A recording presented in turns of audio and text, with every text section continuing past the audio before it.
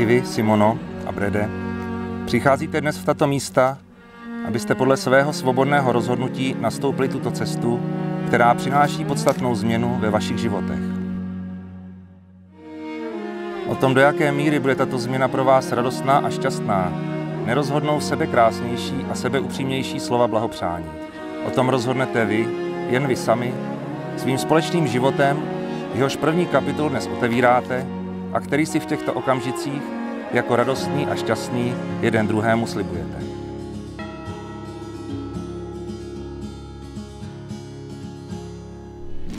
Já už si to nepamatuju, jsem to přesně věděla, že to neexistuje, jak se to dělala. Jo. Ano, tak je to ono. Takhle je to dobrý? Je málo tak krásných událostí pro přátelé a příbuzné, jako sejít se u příležitosti uzavření svazku manželského. Od pradávna tento svazek přetrvával celý život a znamená nejvyšší závazek, jaký mohou lidé ve svém životě přijmout.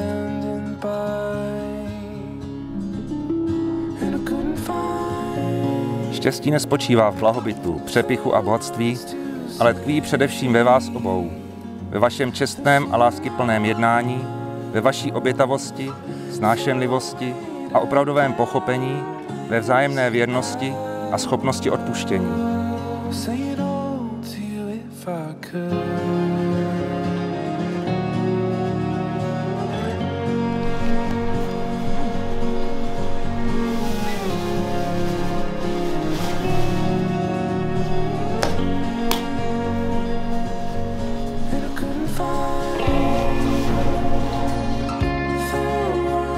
Vstupujete do manželství s nadějí ve společný život a odhodlání vytvořit si harmonický domov, vedení svým přesvědčením, že jste pro svůj další život našli oporu, člověka nejbližšího, svou životní lásku.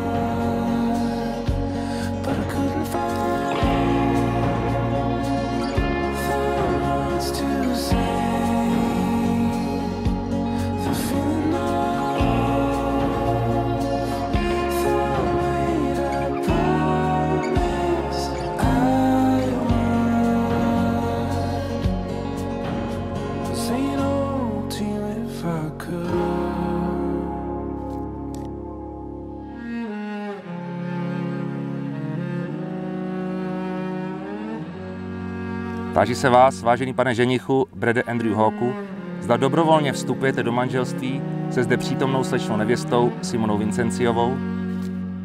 I do. Táži se vás, vážená slečno nevěsto Simona Vincenciová, zda dobrovolně vstupujete do manželství se zde přítomným ženichem panem Bredem Andrew Hawkem. Ano.